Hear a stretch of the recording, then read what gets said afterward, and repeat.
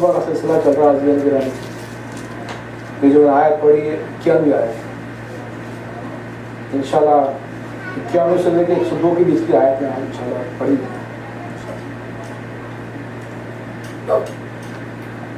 آخری مجلس میں یہ پڑھا گیا تھا کہ جہاد کی طرف یونانی ترغیب دی گئی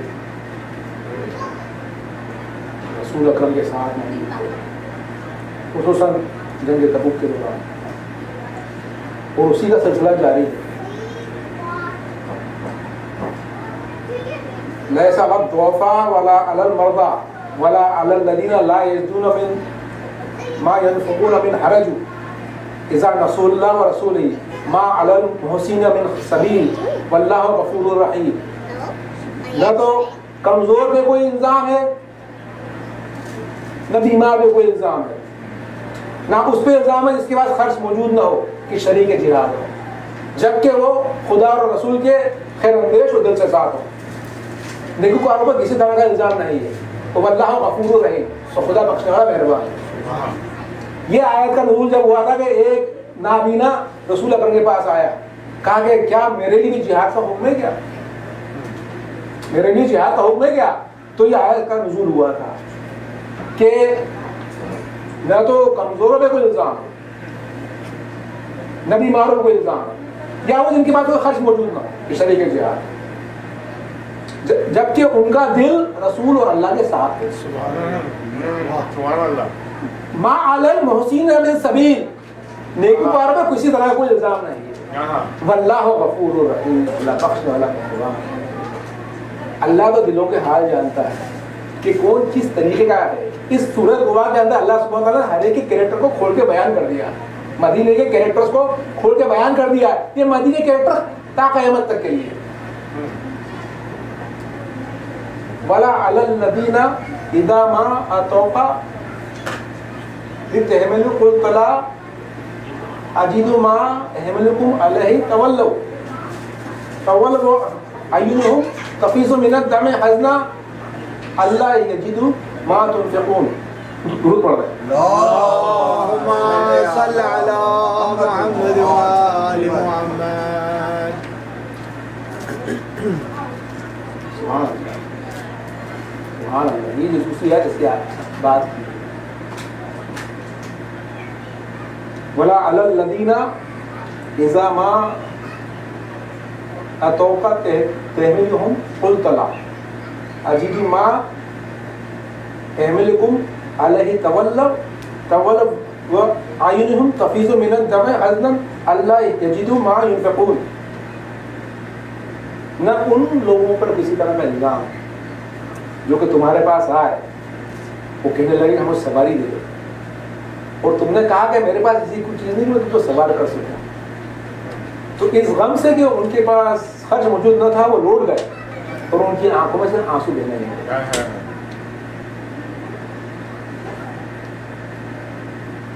دیکھیے کہ کریکٹر کو اللہ سبحانہ وتعالیٰ نے بیان کرا ہے. اس کی تفسیر یہ ہے کہ کچھ چند لوگ آئے رسول اللہ کے پاس جب تبوک کو جا رہے تھے نا کہ رسول اللہ ہم بھی جہاد کرنا چاہتے ہیں ہم بھی جہاد کرنا چاہتے ہیں. تو کہا کہ ہمارے پاس سواری کا انتظام نہیں. رسول اللہ کہ میرے پاس کہاں سواری ہے. ان کی آنکھوں میں سے آنسو آ گئے. ان کی آنکھوں میں سے آنسو آ گئے اور وہ آنسو اللہ سبحانہ وتعالیٰ نے دیکھے. اللہ سبحانہ وتعالیٰ نے قرآن میں بتایا کہ میں آنسو دیکھتا ہوں رونے والے. ہر ایک کی نیت کو میں جانتا ہوں. آنسو جو آئے اللہ نے ان کو قرآن میں نازل کرا. کئی بار اللہ سبحانہ نے قرآن میں رونے کا ذکر کرا. رونے کا ذکر ہے قرآن میں اور آنسو کا ذکر ہے قرآن میں. اور ان آنسو کی کیا قیمت ہے خدا نے. اب آپ دیکھیں دونوں آیتوں کو دیکھ کے کہ کمزوروں پہ کوئی الزام نہیں ہے اور بیماروں پہ کوئی الزام نہیں اور ایسے بے سر و سامان جن کے پاس موجود نہیں ان پہ کوئی الزام نہیں. اور ایسے لوگ آئے جن ہمیں سواری دو. کس طرح کے لوگ موجود تھے جنگ تبوک میں رسول کی نصرت کرنے کے لیے. آپ دیکھیں اور یہی کہ آپ مرحلہ کربلا میں لے کے چلے جائیں. کربلا کے اندر نصرت کس نے کری؟ اللہ سبحانہ وتعالیٰ نے قرآن میں کہا کہ الزام نہیں ہے اگر تم کمزور ہو بیمار ہو. الزام نہیں ہے بے سر و سامان الزام نہیں ہے. کربلا کا دیکھیں آپ کہ 6 مہینے کا شیخوار کتنا کمزور تھا, لیکن اس نے کہا میں نصرت کروں گا حسین کی. بیمار کربلا جب معلوم پڑا آخری وقت میں کہ امام تنہا ہے تو کہا کہ مجھے جہاد پہ جانا ہے. دیکھیں آپ کربلا کے جو مومنین ہیں یہ کس درجے پہ فائز ہیں, کس درجے پہ فائز ہے کہ اللہ سبحانہ وتعالیٰ نے کہہ دیا جہاد کی ضرورت نہیں ہے تمہیں. ابو ذر غفاری ان کے پاس سواری نہیں تھی تو یہ پیدل جا رہے تھے, پیدل تبوک پہ جا رہے تھے. امام زمان کے سپاہی کون بنیں گے؟ امام زمان کے سپاہی وہ بنیں گے جن کا درجہ اعلیٰ ترین ہوگا. کربلا کے مومنین کے بعد ان کا درجہ ہوگا. تو آپ خود سوچ لیں کہ کس طرح کے مومنین ہوں گے جو کہ کس طریقے سے امام کی نصرت کریں گے. وہ بلبلا وہ جوش ہونا ضروری ہے. درود پڑھ رہے ہیں.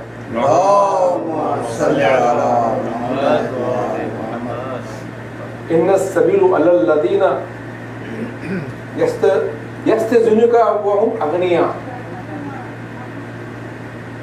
رضوا بأن یکونوا مع الخوالف وطبع اللہ علی قلوبهم فهم لا یعلمون. الزام تو ان لوگوں پر ہے جو دولت مند ہے, غنی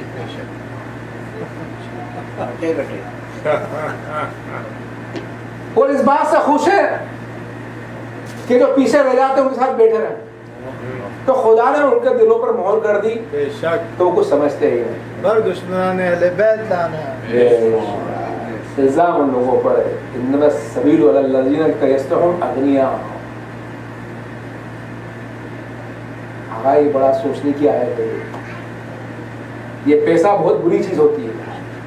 اس میں اللہ نے کہا کہ یہ پیسے والے لوگ تھے, ان کے دلوں پر اللہ نے مہر کر دی تھی. ان کو دنیا کی زندگی پسند تھی. آپ یہ سوچیں ہم ویسٹ میں رہتے ہیں, ہم اسٹینڈرڈ کے حساب سے کافی ہائی اسٹینڈرڈ کے پیسے والے لوگ ہیں دنیا کے لیول پہ. ہم کو اس پیسے سے ڈرنا چاہیے کہ ہمارے دل کے مہر نہ لگ جائے. کہ مہر نہ آئے, ہم کو ایئر کنڈیشن زندگی پسند ہے.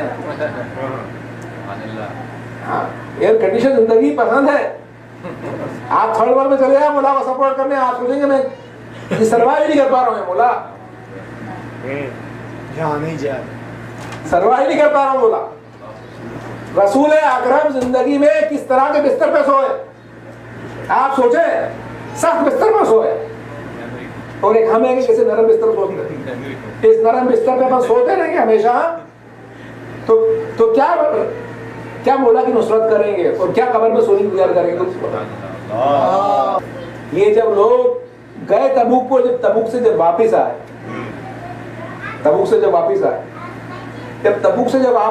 تو جو پیچھے رہ گئے تھے یہ منافقین یہ واپس دوڑ ان کے پاس آئے اور کہا کہ آپ ہمیں معاف کر دو, ہم آپ کے ساتھ. یحلفون لکم لترضوا عنہم فَإِن تَرْضَوْا عَنْهُمْ فَإِنَّ اللَّهَ لَا يَرْضَىٰ عَنِ الْقَوْمِ الْفَاسِقِينَ. اللہ اکبر, یہ قرآن کا جز ہے.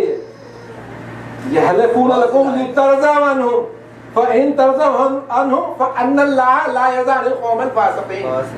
یہ تمہارا یہ قسمیں کھا دیں گے, تم خوش ہو جاؤ. اگر تم خوش ہو بھی گئے تو خدا تو فاسقین سے خوش نہیں ہوتا. یہ اسلام ہے, یہ آیت اسلام کی نص ہے, یہ آیت اسلام کی نص ہے, یہ آیت اس ممبر کی نص ہے. جب تک خدا راضی نہیں ہوگا جنت کی خوشبو نہیں سونگو گے. جب تک خدا راضی نہ ہوگا جنت کی خوشبو نہ سونگو گے. آج میں آیت اللہ مدنی کتاب پڑھ رہا تھا, ایک انصار کا انتقال ہوا. سن لیں اس ممبر, آج ہی پڑھی ہوں آیت اللہ مدنی کتاب میں, ایک انصار کا انتقال ہوا تو رسول اکرم گریا کر رہے تھے پوری طرح سے. تو ایک بڑی عورت تھی, اس نے کہا کہ اللہ تعالیٰ اس کے لیے جنت کو کیا نہیں کرے. اس طریقے کی ایک بات کہی اس نے, اللہ تعالیٰ اس کے لیے جنت کو خوشگوار بنا, اس طرح کا ایک جملہ کہا اس نے. جیسے اس نے جملہ کہا رسول اللہ غصے میں آ گئے کہ تجھے یہ کہنے کی ہمت کیسے ہو گئی کہ کیا نے ججمنٹ دے دیا, اس کو اکاؤنٹ دے دیا کہ جنت چلے گیا. رسول اکرم نے کہا اس ممبر سے کہہ رہا ہوں کہ جنت جانے کا اختیار صرف خدا کو, جنت میں بھیجنے کا اختیار صرف خدا. اس کی نحس کیا ہے, اس کی نحس اس ممبر سے میں یہ کوشچن نمبر کیا ہے 996 آیا. اس کی نس ہے. تم آگے قسمیں کھاتے کہ تم خوش ہو جاؤ. اگر تم خوش ہو بھی گئے تو خدا تو نافرمانوں سے خوش نہیں ہوتا. ارے خدا کو خوش کرو بھائی, خدا کو خوش کرو. جنت میں وہ جا بھی نہیں سکتا جس کو خدا راضی نہیں, سوچ بھی نہیں سکتا. یہ دین اسلام ہے. اب اس کے لیے آپ کو جو کرنا ہو آپ کریں. انقلاب اسلام کیوں آیا؟ آیا خمینی کا انقلاب کیوں آیا؟ خدا کو راضی کرنے کے لیے, صرف خدا کو راضی کرنے کے لیے. جنہوں نے اپنی شہادت دی کس کے لیے دی؟ سبحان اللہ, خدا کو راضی کرنے کے لیے. انقلاب اسلامی خدا کو راضی. بیٹھا ہوا تھے, اب بیٹھے ہو تو خوف آئے گا, بیٹھے رہیں گے تو خدا راضی ہوگا کہ نہ ہوگا؟ واہ واہ واہ. رسول اکرم بیٹھے ہوئے تھے, رواں تھے, جہادی تھے, چاروں طرف سے ہر طرف کا جہاد. رسول اکرم نے متحرین کو کوٹ کر رہا ہوں, رسول اکرم نے کہا کہ میرا بھی جنت میں نہ جانا نہ جانا اس پہ ہے. آیت بھی اس کی دلیل میں, آیت متحری صاحب نے بیان کری, اس کی بھی ٹائم نہیں ہے. تو یہ ہم ہماری نیندوں سے جاگیں, اس نیند و خماریوں سے جاگیں کہ خدا بتائے گا آپ کہاں جا کر درود پڑھ رہے ہیں. اللہم صلی علی محمد و آل محمد. الاعراب اشد کفرا و نفاقا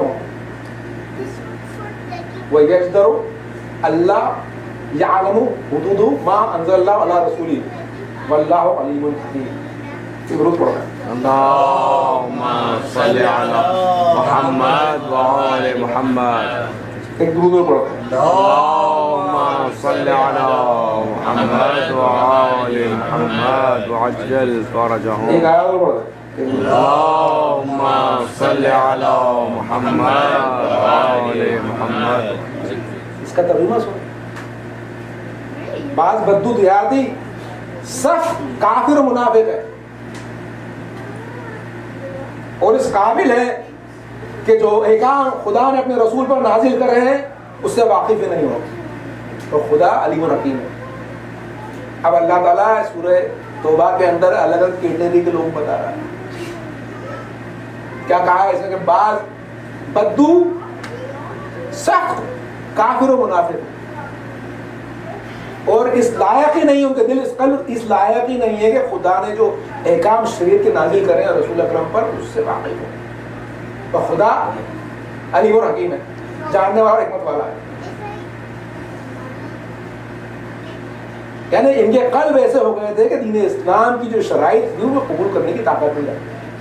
قلب کمزور تھے, نفاق اتنا بھرا ہوا تھا کہ ان کے قلبوں میں طاقت نہیں تھی کہ شریعت کو کی احکام کو قبول کرے. اللہ تعالیٰ نے اس آیت میں سائن دے دیا طاقت کہ مومن وہ ہوگا جو شریعت کے حکم کو قبول کرنے کے لیے دوڑا جائے گا. منافق وہ ہوگا جو کہے گا کہ میں تو لبرل مسلمان ہوں. یہ آپ اس شریعت کے چکر میں کیوں پڑتے ہیں؟ آپ کو لوگ ایسے مسلمان مل جائیں گے میں بڑا اچھا مسلمان ہوں لیکن میں کامتی کی حمایت نہیں پڑھتا ہوں, شریعت کی ہوں تو میں اچھا مسلمان لیکن شریعت کے چکروں میں زیادہ پڑھتا نہیں ہوں, خصوصاً مولویوں کے. جب یہ باتیں آپ کو زبان سے سننے کو مل جائے تو سمجھ لیں کہ اس کا معاملہ درست نہیں. درود پڑھو. اللہم صلی علی محمد و آل محمد. ومن الاعراب من يؤمن بالله واليوم الاخر ويتخذ ما ينفق قربة الله وصلوات رسوله الا انها قربة لهم سيدخلهم الله في رحمته ان الله غفور رحيم. اللہم صلی علی محمد و آل محمد وعجل فرجهم. اب ایک الگ گروہ کو اللہ بیان کر رہا ہے جو ان بدوؤں میں ہر الگ الگ طرح کے لوگ ہیں. بعض دیہاتی بدو ایسے ہیں جو خدا پر اور روز قیامت پر ایمان رکھتے ہیں, اور جو کچھ خرچ کرتے ہیں اس کو خدا کی قربت اور پیغمبر کی دعاؤں کا ذریعہ سمجھتے ہیں. دیکھو بلا شبہ یہ ان کے لیے موجب قربت ہے، خدا عنقریب ان کو اپنی رحمت میں داخل کرے گا، اور خدا بخشنے والا مہربان ہے. درود پڑھ دیں. اللہم صلی علی محمد و آل محمد. ایک یہ گروہ تھا منافقین کا، اور ایک یہ گروہ ہے جو کہ اللہ اور روز قیامت پر ایمان رکھتا ہے. آیت اللہ مطہری نے یہ بحث کری ہے اپنی کتاب میں کہ ڈیڈز تو سب کے ہوتے ہیں، کافروں کو بھی اچھے ڈیڈز ہوتے ہیں، تو پھر وہ کیوں نہیں جنت میں جائیں گے؟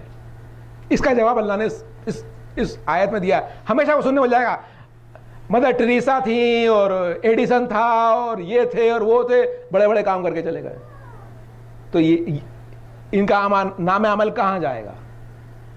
تو اس کا جواب اللہ سبحانہ نے قرآن میں دے دیا ہے کہ دیکھو جب تک کہ خدا روز قیامت پر ایمان نہ رکھو گے اور خدا کی ذات پر ایمان نہ رکھو گے، خدا کی رحمت کی توجہ نہ کرو گے، خدا کی قربت کی توجہ نہ کرو گے، تو تمہارا اعمال بیکار ہے، تمہارا اعمال بیکار ہے. اگر کسی نے کوئی ایک کافر نے ایک عمل خیر کرا اور اس کو خدا کی ذات پر یقین نہیں ہے تو اس عمل خیر کر تو دیا ہسٹری میں اور کسی کے لیے، لیکن جو سب منزل جو چنی تھی اس کی منزل روحانی نہیں تھی، دنیاوی تھی. جب تک کہ منزل روحانی نہیں ہو اعمال بلند نہیں ہوتے. آپ کو جانا ہے نارتھ میں، آپ کو جانا ہے نارتھ میں، اور آپ نے ٹکٹ لے لیا ساؤتھ کی ٹرین کا، آپ نارتھ میں پہنچیں گے. یہی مثال کافر کے عمل کی ہے.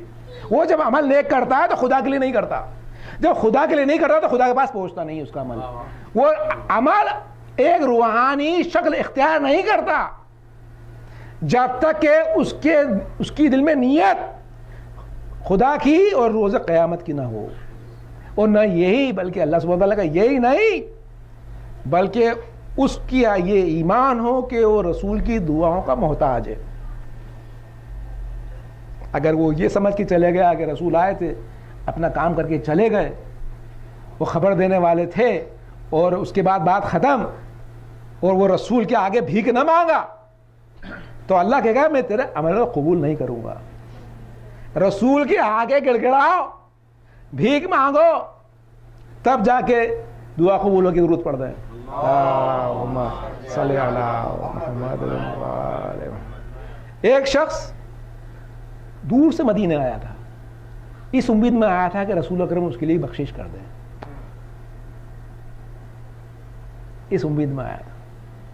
آیا تھا یہ جب رسول کی دعاؤں کا ذریعہ سمجھتے ہیں. جب وہ آیا تو معلوم پڑا کہ رسول کا انتقال ہو گیا. تو وہ بہت پریشان ہو گیا کہ رسول تو چلے گئے، اب میری بخشش کسے ہوگی؟ تو مولا علی موجود تھے. مولا نے کہا کہ یہ ان کی قبر ہے، جا کے تو ان سے یہاں گڑ گڑا. تو وہ شخص رسول کی قبر پہ آ کے گڑ گڑا کہ یا رسول اکرم آپ چلے گئے، اب میری کیسے بخشش ہوگی؟ اور اتنا گریا کرا اس شخص نے کیونکہ وہ ایمان رکھتا تھا.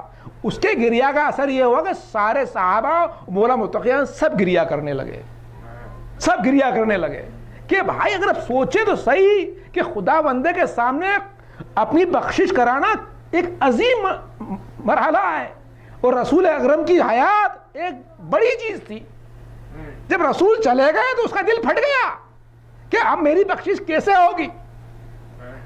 اس کو ایک معرفت تھی، اس معرفت سے وہ گیا اور وہ رونے لگا کہ معلوم تھا کہ آسان نہیں ہے خدا بندے کریم کے سامنے جانا بغیر بخشش رسول کی دعاؤں کے. جب رونے لگا بلک بلک کے قبر میں، سارے لوگ رونے لگے، صاحب رسول مولا متقیان رونے لگے. تو آخر میں قبر سے آواز آئی کہ جا تیری بات سن لی گئی ہے. ایک ضرورت خبر. بعض لوگ ایسے ہیں جنہوں نے اپنے گناہوں کا اقرار کر چکے ہیں، انہوں نے اچھے اور برے عملوں کو ملا جلا دیا تھا. شاید خدا ان کو توبہ قبول کرے، بے شک خدا بخشنے والا مہربان ہے. قرآن پہ غور کریں آقا، قرآن پہ غور کریں. ہر چیز اللہ نے خدا نے اپنے ہاتھ میں رکھی ہے. اس کی تفسیر کیا ہے آیات کی؟ جب یہ تبوک سے واپس آئے تو کچھ مومنین تھے، دو طرح کے گروپ تھے جو پیچھے لے گئے تھے. ایک تو تھے منافق جن کو اللہ نے لعنت کری ہے، لیکن کچھ مومنین تھے جو کہ ایمان تو رکھتے تھے لیکن دنیا پرست ہو گئے تھے. 3 لوگ تھے اس میں خاص. تینوں دوڑتے رسول اللہ کے پاس آ کے یا رسول اللہ یہ ہم سے غلطی ہو گئی ہے, اور جا کے خود اپنے آپ کو مسجد نبوی کے کھمبے سے باندھ لیا. اتنی معرفت تھی ان کو کہ انہوں نے کیا غضب کر دیا. جب کھمبے سے باندھ دیا کہا کہ رسول اکرم ہم جب تک اپنے آپ کو نہ کھولیں گے جب تک کہ آپ ہمیں معاف نہ کر دیں. رسول اکرم نے کہا میں کون ہوتا ہوں معاف کرنے والا تمہیں, خدا کا حکم آنا. تو یہ آیت نازل ہوئی کہ کچھ لوگ ایسے ہیں جنہوں نے اپنے گناہوں کا صاف اقرار کر لیا ہے, انہوں نے اچھے اور برے عملوں دونوں کو ملا جلا دیا ہے. شاید خدا ان کی توبہ قبول کرے, شاید خدا ان کی توبہ قبول کرے. ان اللہ غفور رحیم, بے شک خدا بخشنے والا مہربان ہے. اللہ سبحانہ تعالیٰ نے ہر چیز کی چابی اپنے ہاتھ میں رکھی ہے. آپ یہ غور کریں کہ ان آیتوں سے ظاہر ہوتا ہے کہ رسول کی دعائیں ضروری ہیں, لیکن رسول کے بارے میں بھی اللہ نے سورۃ توبہ میں کہہ دیا کہ رسول تم 70 بار بھی توبہ مانگو گے تو ہم ان کی توبہ قبول نہ کریں گے. اس طرح کی شخصیتوں کے بارے میں اللہ نے کہا ہے, اور ان کے بارے میں کہا کہ شاید خدا ان کی توبہ قبول کرے. رسول اکرم نے کہا کہ ٹھیک ہے تم اپنے آپ کو رسی سے باندھ لیا, لیکن خدا جانتا ہے تمہارے ساتھ کیا ہوگا. تو آیت اسی نازل ہوئی, اور آیت ہوئی نازل, لیکن خدا اپنے لہجے میں بات کرتا ہے. خدا کی توحید کو سمجھیں, شاید خدا ان کی توبہ کو قبول کرے. عسى اللہ ان یتوبوا علیہم ان اللہ غفور رحیم. لیکن امید یہاں سے ہوتی جب اللہ نے آخر میں کہا ان اللہ غفور رحیم. ایک درود پڑھ دیں, اللہم صلی علی محمد و آل محمد. آج کی رات سفر غربت کی رات ہے, اور سفر غربت کی رات بڑی سخت رات ہے. جب مرگ معاویہ کی خبر آئی اس کے فوراً بعد یزید کا خط ولید کے پاس آیا کہ حسین کی بیعت لے لے. اس کو حکم آیا, ولید نے مولا حسین کو کہلوایا کہ آپ میرے گھر تشریف لائیں. مولا نے اپنے اصحاب اور انصار کو کہا کہ تم میرے ساتھ چلو, جب میری آواز بلند ہو جائے تو تم اندر آ جانا. جب مولا اندر گئے تو ولید بیٹھا تھا اور مروان ساتھ میں بیٹھا تھا. ولید نے کہا کہ یزید کا حکم آیا کہ آپ بیعت کر لیں. تو مولا کے فقرے جو کہ ہسٹری میں موجود ہیں کہ ہم اہل بیت رسالت ہیں, معدن رسالت ہیں. ہمارے گھر میں فرشتوں کا نزول ہوتا ہے, دنیا کا آغاز ہم سے ہوا ہے اور دنیا ہم پر ختم ہوگی. یزید فاسق ہے, شراب خور ہے, ناحق کا خون بہاتا ہے. میرے جیسے اس جیسے کی بیعت نہیں کرتے, میرے جیسے اس جیسے کی بیعت نہیں کرتے. یہ نوبت یہاں کہاں تک آ گئی؟ یہ نوبت کہ کچھ تو کربلا والے ہو گئے اور کچھ یزیدی ہو گئے. ابھی 2 آیتیں پڑھی تھی نا. ایک آیت پڑھی تھی کہ بعض دیہاتی سخت کافر منافق ہیں. ایک وہ گروہ تھا جو کہ رسول کے ٹائم سخت کافر اور ایک سخت منافق گروہ تھا. اور ایک آیت ہم نے پڑھی تھی جو بعض ایسے ہیں جو رسول کی دعاؤں کو اپنا ذریعہ سمجھتے ہیں, جو رسول سے اور رسول کی آل سے محبت کرتے تھے. اللہ نے وہیں گروہ بتا دی سورۃ توبہ میں. الگ الگ گروہ بنے ہوئے تھے اور ایک دنیا پرست لوگ تھے. تو جو امام حسین پہ جو مصیبت پڑی تھی 50 سال بعد, اس نفاق کی وجہ سے تھی. جو لوگوں کا نفاق تھا, نفاق کا مرض اور دنیا پرستی تھی, اس لیے ولید کے ہاتھ پہ لوگ بک گئے تھے. ولید کے ہاتھ پر لوگ بک گئے تھے.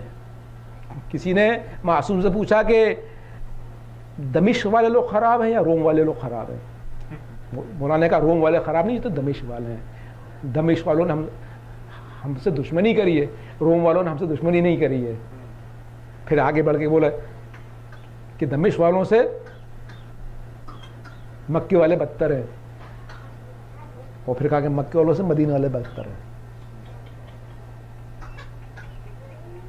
یہ حالت تھی قوم کی. اب سوال میرا یہ ہے کہ جب مکے والے بدتر ہیں, مدینہ والے بدتر ہیں اور دمشق والے بدتر ہیں, تو اٹلانٹا والوں کا کیا حال ہے؟ اور کراچی والوں کا کیا حال ہے اور بامبے والوں کا کیا حال ہے؟ ہائے ہائے ہائے ہائے ہائے ہائے. شیطان نے ہم کو اس معرفت سے دور کر دیا کہ ہم ہمارے زمانے کی معرفت کریں. شیطان نے ہم کو ہسٹری میں رکھا. ہائے شیطان تجھ پہ لعنت ہو, ہائے شیطان تجھ پہ لعنت ہو کہ مدینے مکے کو تو ہم یاد کرتے ہیں, اٹلانٹا اور کراچی کو یاد نہیں کرتے. ہماری حالت دیکھیں ہم کیا ہے. اس وقت مولا کو لوگ چھوڑے بیٹھے تھے, آج ہم امام الزمان کو چھوڑے بیٹھے ہوئے. امام الزمان کا ذکر کبھی کبھی زبان پہ آتا ہے, کبھی یہ نہیں سوچتے کہ ہم کو جانا پڑے گا مولا کے ساتھ. جب مولا بلائے تو ہم جائیں گے. ارے چھوٹے چھوٹے فنکشنوں سے آتے نہیں, مولا کے پاس کیا جائیں گے؟ چندے کے لیے پیسے مانگو تو پیسے نہیں نکلتے, خون کیا بہائیں گے؟ یہ قرآن کو ہم کب سمجھیں گے؟ یہ کب سمجھ میں آئے گا کہ خدا جب تک راضی نہیں ہوگا جنت کی خوشبو نہیں سونگیں گے, قربانی جب تک نہیں ہوگی جنت کی خوشبو نہیں سونگیں گے. ہائے امام حسین کی وہ مجبوریاں امام حسین کی کہ جب باہر آئے تو تنہا تھے, چند جوانوں کے سوا کوئی نہ تھا. معلوم تھا کہ اب ان کا مدینے میں گزارا نہیں ہے. ارے وہ نانا کا مدینہ جہاں پر کہ امام تھے, یہ حالت تھی کہ مدینے میں وہ بیگانے ہو گئے. ارے بیگانے کیوں ہو گئے؟ منافقین جو ہو گئے تھے, دنیا پرست جو لوگ ہو گئے تھے, جانتے تھے یہ سردار جوان جنت ہے, لیکن دنیا نے ان کو اتنا پکڑ رکھا تھا, بیوی بچوں اور مال اتنا پکڑ رکھا تھا کہ چاہ کے بھی مولا کی مدد نہ کر سکتے تھے. ارے مولا پریشان ہو گئے, ان کو سمجھ میں آ گیا ہجرت ضروری ہے. ارے گئے اور نانا کے مزار پہ گئے, اے نانا میں آ گیا آپ کے پاس, آپ نے تو مجھے امت کا امام بنایا تھا. ارے دیکھیں امت مجھ سے بے حد چاہتی ہے. ارے نانا میرے خون کی پیاسی ہے. مولا رونے لگے, گریا کرنے لگے, روتے روتے نانا کے مزار پر نیند آ گئی. رسول اکرم خواب میں آئے, اے حسین, ارے سینے سے لگایا, اے حسین یہ مصیبت تجھ پہ پڑی ہے, لیکن تجھے اس مصیبت کو جھیلنا ہوگا, تجھے شہادت پانی ہوگی. ایک اللہ نے خاص مرتبہ تیرا رکھا ہے, لیکن بغیر شہادت کے نہ ہوگا.